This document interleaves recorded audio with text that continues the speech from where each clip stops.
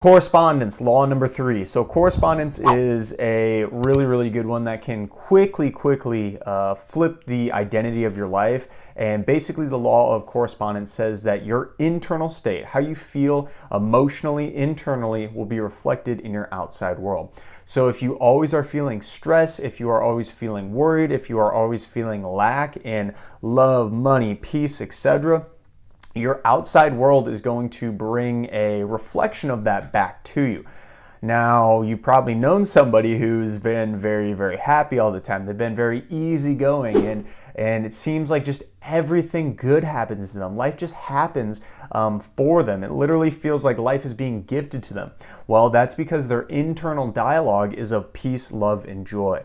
And this is because they have unconditional peace, love, and joy with regards to anything outside of them. So regardless if they just lost a bunch of money, or their wife of 20 years just broke up with them, they realize that deep internal peace is created within, and that if you can hold that within, the entire outside of your world will be always magical for you.